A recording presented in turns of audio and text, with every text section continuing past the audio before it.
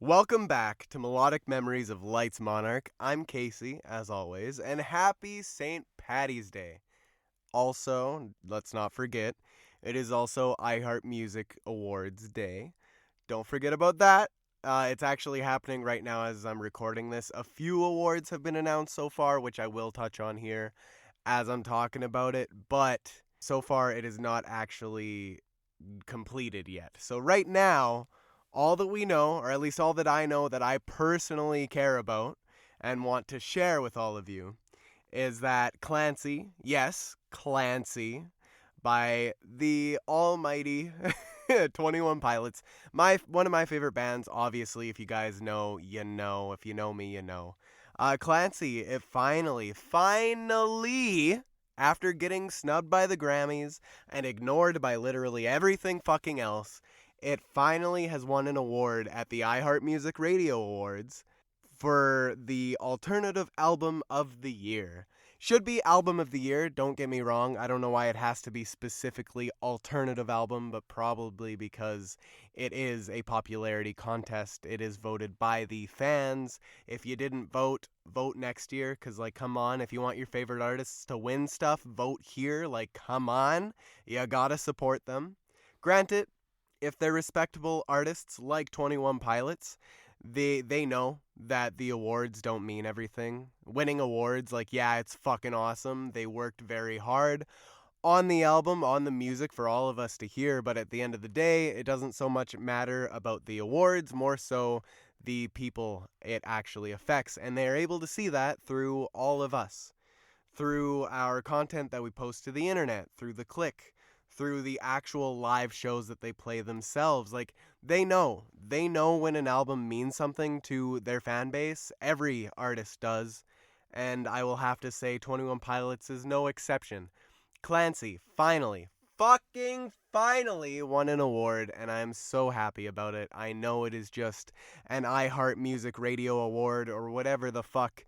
Still makes me very happy. It makes me proud. 21 Pilots, hell yes. Congratulations on your iHeart Radio Award for Alternative Album of the Year. I probably said that 20 times over, but I am so happy that they won. And I honestly, yeah, couldn't be happier. Other than them, though, there is Taylor Swift. My girl, Taylor Swift, hell yes. Fucking love her, as y'all should know as well. She is winning some awards after being unfortunately snubbed at the Grammys as well. She was nominated, unlike 21 Pilots, but she was snubbed when the Grammys came around. So she's making up for it a little bit here by actually winning Favorite Tour Tradition. Alongside with Post Malone in this one, Fortnite won Lyrical Masterpiece. It won the Best Lyric Award. And on top of that, they also won Best Music Video for Fortnite, and Taylor herself, just on her own, won Favorite On Screen for the Eras Tour when it went to theaters, and also Disney Plus. Can't forget that it was on there too. Makes me very happy to see that she's winning. Obviously, Post Malone is awarded too for the Fortnite Awards because he was a part of it, and you cannot forget, you cannot deny that without Post Malone, without Posty, our boy, probably wouldn't have been the same. Would have still been good, don't get me wrong. Taylor Swift, she's a lyrical genius. She makes amazing music. I know that is complete bias from my opinion, but my perspective, but all the same, adore her music. The Tortured Poets department honestly got shit on way too hard. Yeah, people love it, but it's usually just the Swifties that kind of are speaking towards it, and it makes sense. It is definitely more of a love letter to her Swifties than the general audience, as it is a look into her personal diary from when she was going through all that shit through her life while also performing on fucking stage at the Eras Tour. Insane. If you don't know the story, go look into it because it is wild. Like, Taylor, literally heartbroken, is able to do all of this, wanting to fucking die and wanting to not exist. And she still pushes through. She still puts on a fucking show. What a powerful and mad woman. Insane.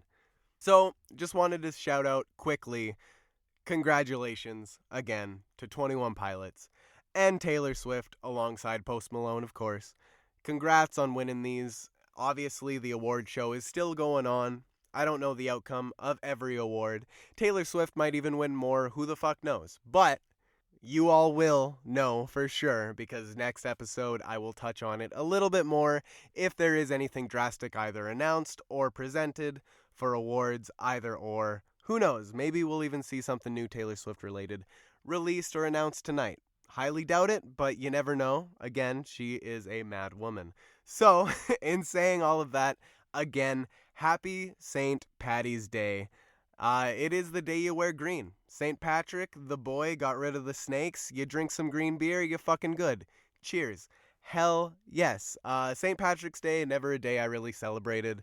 I don't know much about St. Patrick, aside from the snake thing. Very, very surface level kind of stuff.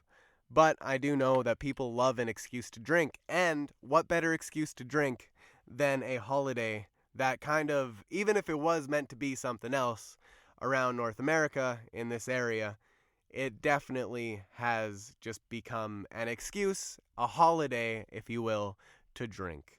Unfortunately, we don't get the day off, but I'm sure if we did, literally the whole country would be drunk off their ass as they were this past weekend. Man, the stories I have heard, let me tell you. There were actually a few things going on this weekend that I unfortunately did not get the chance to go and do.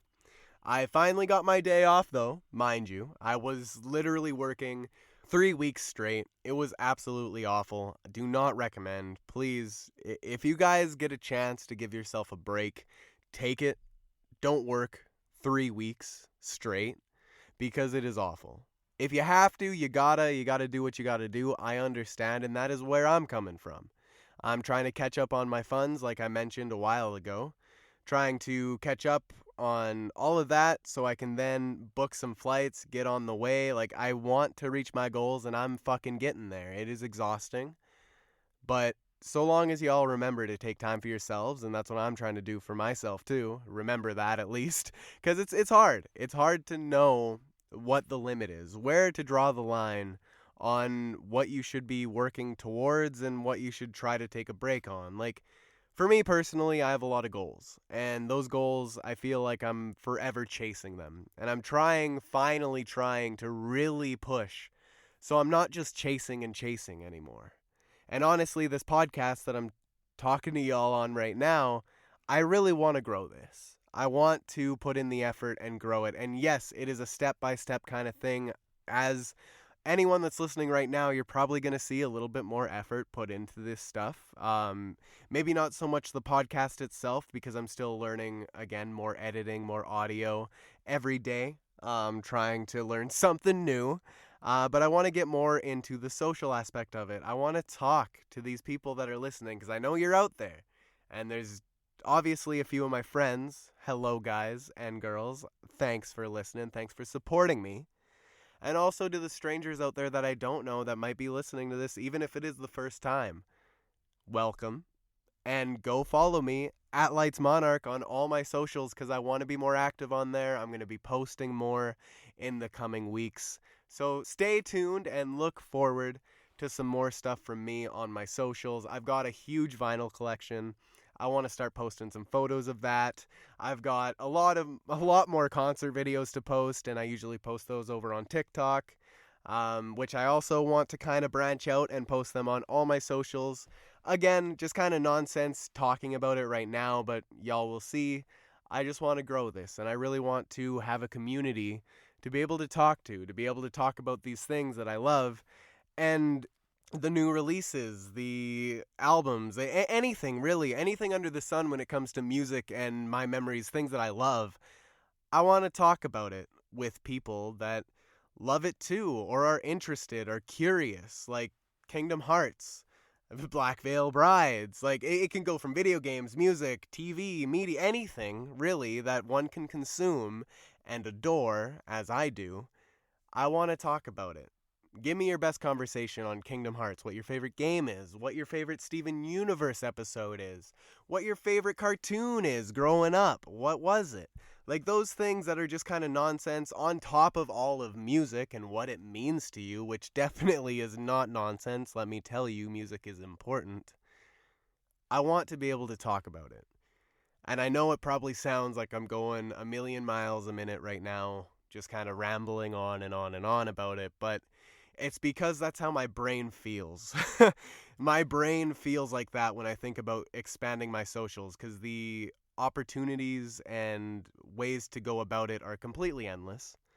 And I just really want to take a hold of it and build something that I can feel proud of. And not only myself, but everyone a part of it can be proud of it as well. So it's a little bit of a pipe dream for right now, but I am going to grow it and do what I can. So if you want to be a part of it, please reach out. Lights Monarch on everything. If you reach out, I will answer. Anyways, though, to talk about something that I would love to talk to you all about is some new releases. Now, holy shit, Sleep Token. I wasn't wrong, was I, last week? Did y'all pre-save that? Emergence, hello? Now, okay, I can't talk about Emergence too much, aside from the snippets that I've heard, because I have not listened to the full song yet. I know, calm down. I have not listened to the full song quite yet, and it is only because of the simple fact that I want to go through all of Sleep Token, like I mentioned in the last episode. Shout out to Crystal, she made a playlist of all the Sleep Token, and I'm going to get to that. I'm going to listen through all of it, and then go into the new single. If not the new single, then I might just wait till May, because the whole album, the entire album, let me say it again for you, the entire album, titled Even in Arcadia, comes out May 9th. May 9th. That is like 2 months away, if I'm not mistaken. I believe something, let me do some quick math here. I think it's like 52, 53 days away. And if I'm right on that math, fucking give me a trophy, because I suck. I absolutely suck at math, but when it comes to music, I fucking can't help it. I'm pretty sure, though, it comes out around there. May 9th is the day for sure. And it's crazy to say that I know on Spotify, at least, Emergence, their new single, is number 1. It's number 1 on their Spotify artist page. Fucking wild, because of how big Take Me Back to Eden was. Just, it makes me excited. It makes me incredibly excited, because I have not heard the song yet. But I'm very excited to dive in from their very first release all the way to their newest and just enjoy it. And if I don't enjoy it, then I guess I'll have to say that on here and get shit on royally. But for what I know of them, I do quite enjoy them. So I am very excited to dive in to something that is so beloved and that so many hold their heart in. This music that they hold so close to their heart that just helps them through the day-to-day life. I love music like that. Obviously, Black Veil Brides has done that a lot for me, along with all this music that I talk about. A lot of it. Like, Black Veil, NF, I have them tattooed on my skin. Like, those two artists, bands, like, they mean a lot to me, and their music does, too. Those lyrics that have gotten me through the incredibly sleepless nights, the hard moments when you don't even want to get up out of bed, when you lay there just wanting to fade away. That kind of music, I know Sleep Token helps people in that way, as other music has helped me. And Take Me Back to Eden, when I have latched on to what I have from it, because I do have an attachment to it, I can understand. And it makes me very excited to dive in and see what everybody loves so heavily about all of this. And yeah, I don't want to ramble on and on and on, because again, I don't know their music as well as somebody like Crystal, or who knows, the most popular fucking Sleep Token fan out there, whoever you are out there, if you're even listening. I shouldn't go on about it because I don't know enough.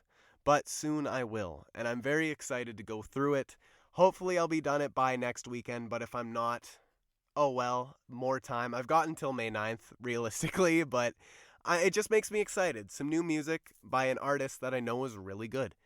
And on top of that, I did manage to listen to all of Spiritbox, which I will get into in but a moment. First, though, I wanted to touch on just a couple more releases that came out in the past week that I honestly was incredibly excited for. A couple I didn't even know were coming out, to be honest. And I say that because they just kind of showed up. Like Cavetown. He released Songs I Like in 2025. This is the biggest one for me, okay? It was announced, I think, maybe like on Wednesday last week. It just kind of showed up in my Spotify being like, yo, new release incoming. So I pre-saved it and I didn't even know it was a thing.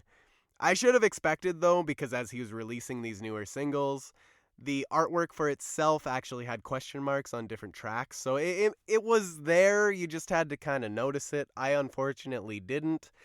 But Songs I Like in 2025 is out, and it was something that I wasn't expecting, but was very, very happy with. And it honestly made me cry.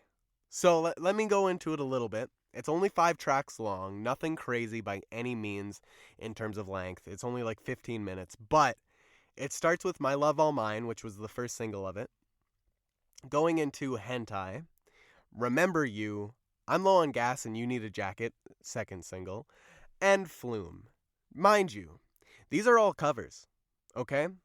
So, in being that they're all covers, the first one I actually didn't know. Same with Hentai, I didn't know that one either. I vaguely knew it, but he changes the song so much that it sounds different. In any sense, though, the one, like, yes, Pierce the Veil, Bon Iver ends it. The one that I was incredibly caught off guard by. And this is crazy to say, but, I mean, it's crazy to say for me because I wasn't super into Cavetown for many years. Like, again, I just got into him.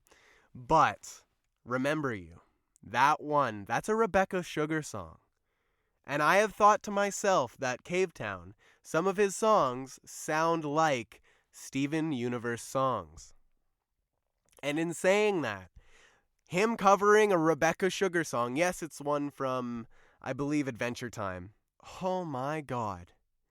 What a better, like, could there be a better match?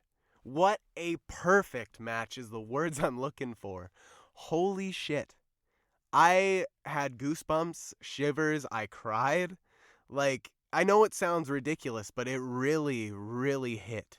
And I am someone that has never seen all of Adventure Time. I've heard that song maybe once before, just from like YouTube clips. Or maybe even TikTok, but I've definitely heard the song once. But Adventure Time is not something that I have watched, unlike Steven Universe. It is something I want to get into. Again, Adventure Time seems like it's right up my alley. But I need to get there, and I will get there. But oh my God, Cavetown's Remember You cover. If you get a chance to listen to anything from this EP, please check that one out. Like, just for me, do it. Because it is so good, it's very heartfelt, and it just made me cry. So, if it gives anyone out there the same kind of reaction, holy shit. It just really pushes to me that, wow, I really like Cavetown, and also, wow, I need to watch Adventure Time. Enough said. Other than that, though, there was also a brand new song by Jacob Lee. I don't follow him too closely. There are quite a few releases that he has released here and there that I've completely missed. But he did release a new song called In Love Without You. Now, this song, I didn't think I would relate to as hard as I fucking did.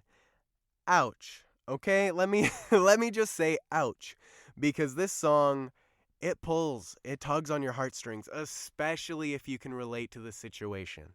Because it is as clear as day of what it's about, In Love Without You. Yeah, it's something that I would love to explain, but it is very deep, and it's something that I think is better listened than me trying to butcher and explain it. But the only thing I can say about it is that it is real, and it's so unfortunate that I have to feel like I can relate to it. if anyone out there does relate to this song, if they give it a chance, just know you're not alone and be proud of yourself. That's all I have to say. Go listen to it. Other than that, there was Hotel Mira. They released a new album.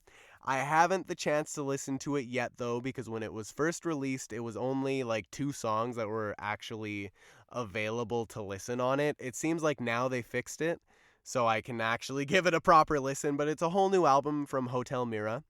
They're more of like a kind of poppy rock and roll kind of band. Very cool. I've seen them at Better Than Fred's before. I very much enjoy them. Awesome. They're also Canadian, just saying, putting that out there. Their new album, it came out just on March 14th. 12 tracks. I can't wait to listen to it, and when I do, I will talk more upon it then. But they've never disappointed me so far. I don't know all their stuff, mind you, but from what I have heard and the show, the performance that they put on, I can say without a doubt that I am quite excited for it. The last one I wanted to touch on before getting into Spiritbox, though, is, drumroll please, the last one I wanted to get into before touching on Spiritbox, though, is Paris, their White Noise 10-year anniversary edition. I don't know why I said edition like that. Don't come at me, please. Anyways, it's an album that's 10 years old. Mind you, I haven't heard it in full before. I know, blasphemy, it's their first album. I know a lot of tracks from it, though, so don't attack me quite yet. I do know quite a few tracks from it. Obviously, the song, I believe it's called My House. It had the single for this 10-year with Courtney LaPlante. She's the one that is the lady herself of Spiritbox, which is why I left this one for last. Very exciting. I listened to the single for My House with her featured. And honestly, it wasn't anything crazy. I know saying that makes it sound like it kind of sucked, but which it didn't. Mind you, it didn't. It's just not exactly what I was expecting. If I had to be honest, and I'm probably going to get crucified by saying this from all the purists out there, I personally liked MGK's version of it better. Sue me. Please, come at me, fight me. I will take it. His version of it, completely different song. It just has the same chorus, but that song got me through a lot. Like, a lot. It dropped actually at the right time. I know it was during COVID, but the actual single itself on Spotify, it dropped around the same time that I had a big breakup happen. The big breakup in my life happen. And, yeah, that song really got me through a lot. That whole EP did, even though it was only 3 songs, but it's still, even thinking about it gives me a little bit of a shiver and some goosebumps, so yeah. I know I'm talking about their actual album, but if you get a chance to listen to the MGK version, do it. You'd be doing yourself a disservice, to be honest. Like, he did a good job on it. As for Paris's album, the 10-year anniversary edition itself, it is one that I will be checking out throughout this week as well, on top of the Sleep Token and Hotel Mira. As you can tell, I've got a lot to listen to, but I will get through it because I want to be able to talk about something next week. So please bear with me as we now go into Spiritbox. Now, Spiritbox. What a band, and where do I even start? One, they are Canadian. Obviously, the Canadian band from, I believe they're Toronto or Vancouver, couldn't tell you which, but all the same. If they're from Vancouver, even cooler, BC, hell yeah. But they are a great band. I don't really know exactly what to say about them aside from, holy fuck, I like them a lot, because last time I touched base with everybody here, I had only listened to a handful of their albums, of their music, just in general. Not even albums. I know they only have 2. But originally, I had only listened to Eternal Blue. That was the first ever thing I heard from Spiritbox, their first album itself. And that one, oh boy, that one has some absolute bangers on it. Honestly, an overall good album. One without too many problems. Sunkiller starts out with that. Intense. They're a heavy band. Let me just tell you that. Very heavy. But Sun Killer, Hurt You, Yellow Jacket, The Summit, Secret Garden, Silk in the Strings, Holy Roller, Eternal Blue, We Live in a Strange World, Halcyon, Circle With Me, and Constance. Sorry if I butchered that Halcyon, by the way. I don't know exactly how you say that one. But my favorites from this album had to be, like, I'm not going to be able to say one for the other because I really like this album, and it's obviously the reason why I enjoy Spiritbox. And it actually, from having went through all their stuff just recently, it makes me sad that I wasn't a bigger fan, because Eternal Blue I thought was amazing, and it just fucking got better as they went, let me tell you. First, though, my favorite songs were Sun Killer, Yellow Jacket's really good, The Summit, of course, Secret Garden, Holy Roller, Eternal Blue, Circle With Me, Constance. All of them are really good, but I'd have to say those ones are kind of my favorites, not gonna lie. And then Rotoscope. Whoo! Rotoscope. This one was the only other one I had heard aside from their one single that was actually building up into one of their EPs. So let me backtrack just a little bit. Rotoscope itself, I had heard that, just 3 songs, Rotoscope, Sew Me Up, and Hysteria. Very good. Honestly, very good. Not their top tier work. Their album's still better in my opinion, but it was good for a follow-up to their album. The one after that, though, that I had heard, aside from their Shivering feature with Elenium, oh my god, that song gets me every fucking time. That Elenium album alone gets me every time, but that song itself is fucking fire. There's stuff that I heard after that was their Cellar Door EP. I was staying caught up with The Void, Jaded, and then Cellar Door, obviously the 3 songs. But then when they did get to the actual EP, The Fear of Fear, I never dived in, and that's kind of where I fell off. I stopped keeping track of them because then after that I seen they released a rock remix with Megan Thee Stallion for her song Cobra. Wasn't super thrilled about that, not gonna lie. But I actually listened to Cobra, the rock remix with Spiritbox. It kind of slaps, not gonna lie. Not gonna lie. It kind of is good. And I don't know why. It kind of makes me want to fucking off myself by saying that. Because Megan Thee Stallion, I can't help but look at her without thinking about either WAP or the fact that she made She-Hulk twerk with her. Not super happy or thrilled about those things, but that song kind of slaps though. Not gonna lie. Way better than TYG from her Megan the Act 2. Yes, that is also something I checked out because I was going through the discography, so leave me alone. But if you get a chance, Cobra rock remix, and you like that kind of girl rap, not gonna lie, it was kind of fucking fire. To get back on track though, The Fear of Fear. This one, I hadn't heard it yet, so before I actually went to listen to it, I took a big jump backwards and started with their very first EP, titled Spiritbox. Self-titled, obviously.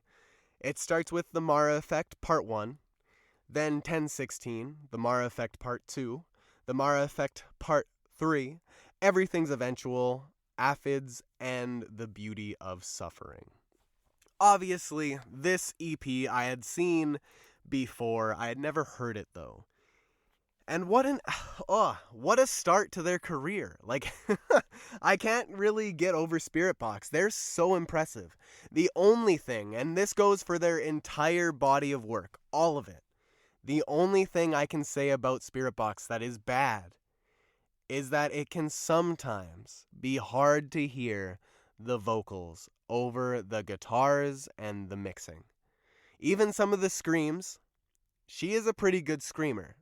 Mind you, let me say that over again. She is a fucking insane and wicked vocalist. And her screams, there's sometimes I can't personally understand them, but when I have lyrics out next to me, I can then understand what she's saying. It's a little bit unfortunate to need to do that, but with anything that's screamy, you kind of do. But it is also unfortunate that sometimes her vocals, especially in the earlier stuff, gets kind of muffled out by the music and instrumentals. It's a little bit of a nitpick, but if you're used to it, you're used to it. It's just kind of, honestly, it's kind of a part of their sound. And if it gives you a reason to delve deeper into their music, then what fucking better way to do it than be like, yo, I really like this. I want to know what the fuck she's saying. So, started with the self-titled EP. Very good in my opinion. I really, really enjoyed the 3 Mara effects. The fact that, like, not only that, but I think every single piece of work that they've released so far, if it is meant to be an EP or an album, all the songs flow into each other, which is just so fucking pleasing. It makes me really happy as a music fan because not many artists do that, and the fact that they do with this kind of music is awesome. After that, I went into their singles collection EP, which has Perennial, Electric Cross, Trustfall, Belcara, and Bleach Bath on it. My favorite off of this is definitely Electric Cross, and I couldn't say a second one. I'm not sure because the rest are all very good, but Electric Cross was the one that really stood out for me. And I think it's because it has that bass run to open it. Like, it's intoxicating. If you don't know, if you haven't heard it, go give that one a listen, because that is one that I was like, fuck yes about right off the bat. After that, though, I listened to Rule of Nines and Blessed Be, 2 singles just on their own, completely on their own. Blessed Be being my favorite of the 2. Absolute gold. Next, though, I did listen to the Holy Roller version with Ryo Kinoshita. I don't really know who that is, but I'm imagining it is somebody that screams, because listening to the song with the feature, ooh, I thought the original was heavy and fucking amazing. It is even better with this Ryo guy. Fucking insane. And then obviously Constance, the acoustic version, I listened to that. Of course I'm going to listen to that. Granted, I listened to these last 2 after I listened to Eternal Blue for, the refresher of it. Because I was going through all their stuff. As I said, why wouldn't I? Because I'm building up a playlist, which is on my account. Go through my link tree, you'll find it. You'll find my Spotify account. It is a playlist that exists. If you want all of Spiritbox in one place, it is on my Spotify. Go check it out. After listening to all that, jumping up to The Fear of Fear, that EP, oh my god. Starting Cellar Door, going into Jaded, Too Close, Too Late, Angel Eyes, The Void, and Ultraviolet. This whole EP, granted, this is before I listened to Tsunami Sea, let me state this right now, their best, greatest music that they've ever made is on this. And I was so certain of that. Because holy shit, Jaded, Too Close, Too Late, Angel Eyes, The Void, Ultraviolet, even Cellar Door. Oh my god. The instrumentals, the screams, the emotion. Amazing. And all of this to say that even with me thinking that was a fucking masterpiece in terms of their music and this kind of genre, they went and did even better. Even better. Somehow. Even better. And even saying this is giving me fucking shivers and goosebumps already. Tsunami Sea. The newest release by Spiritbox came out this year, 2025, March 7th. 11 songs on it. They did even better somehow. I don't know how it's possible. I don't know how they were able to get more emotion and more just, I want to say anguish. Like, okay. Let me backtrack just a little bit. I'm going to start with the track listing itself, and then I'll get into a little bit about the album. It goes track 1, Fata Morgana, into Black Rainbow, Perfect Soul, Keep Sweet, Soft Spine, Tsunami Sea, A Haven with Two Faces, No Loss, No Love, Crystal Roses, Ride the Wave, and finishing off with Deep End. What an album. I honestly just have to say, wow. I'm honestly speechless because that album was way better than I could have ever imagined. It was way better than anything they put out before, and that is with me saying how good Fear of Fear is. Just, oh my god. It made me feel almost empty, but also just completely full. And that's what I mean. It is a divisive album. Not in the way of, oh, you like it or you hate it. I guess it can be thought of like that if you look at the genre that it's a part of. And the fact that it's screamy music, not everyone's crazy about that. But I do have to say, it just left me full of shivers, goosebumps galore, and it was a complete release to listen to. And if I had to say something else about it, I wrote down a couple things on my hand while I was driving, of all things, because that's where I was listening to it. But Keep Sweet was the song that gave me goosebumps first out of all of them. And then obviously Tsunami Sea, the title track, made me cry alongside with Deep End, the way that it ended. There is a lyric the final lyric of the album, and it really sets the tone for what the album was. And the lyric is this: down in the deep end, lost in my own waves. Like saying it shivers. Down in the deep end, lost in my own waves. I don't know about you, but I fucking know for certain I can relate to that. And even just thinking about it is making me want to cry. Because this album is that. The reason why there's a face on top, face on bottom, separated by a wave, it feels like how there is two sides to a person. There is two sides to this. And it just resonated so much with me. I didn't think it would. Sorry. I really didn't think that it would. Mind you, I don't know what every song is about. I do need to pull out those lyrics and go through it again, because my very first listen was today, the day I'm recording this, so I will get more listens in and really understand what the album is saying. But what I got from my first listen was that exactly. That you get too lost. You lose yourself. Who are you? What side of the story are you? A haven with two faces also really drives that through. Following Tsunami Sea. Like, it's the song right after the title track. And oh my god. Not to mention just like the emotion that they're able to convey, but like the anger and fucking anguish. Some of these screams, especially on No Loss, No Love. That was one of the singles. Holy fucking hell. Favorite single, hands down. Mind you, I usually say singles and album, I try to keep them separate. So saying out of singles, wow, and Soft Spine was crazy too. Like, I don't know what they were eating while making this, but they really went hard. And I have to say, Black Rainbow, Perfect Soul, Keep Sweet, Tsunami Sea, A Haven with Two Faces, Ride the Wave, and of course, Deep End.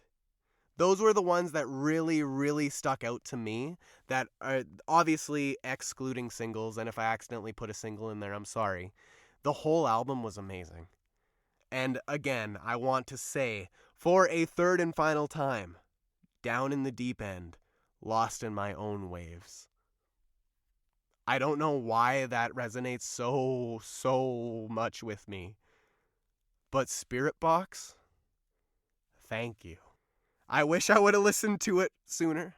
I don't want to compare artists, but I really should have listened to this on March 7th instead of Lady Gaga. But I am glad I did it the way I did. I'm glad I went through all their stuff, and now I know. I have something to look back on. I have a playlist to listen to whenever I want. And this album is one that I'm going to be spinning for the next few days, if not few weeks into few months. This is one that is definitely a mainstay, and I know it's not going to be for everyone, but if you get a chance and you want to give something new a shot, even if you don't like screamy music, if you don't like Spiritbox, you don't even know them rather, give it a shot and just see what see what it has to offer, because through it all, it is an album that deserves the praise it has gotten, and it is an album that doesn't deserve to be overlooked, as it kind of sometimes has been, at least in the mainstream. So, in saying all of that, the last thing I want to leave you on, after kind of being a mess and crying just a little bit, was Linkin Park. They're dropping a new song on the 27th. Keep an eye out for that. Obviously, I'm thinking we're probably going to get a deluxe version of their newest album, From Zero.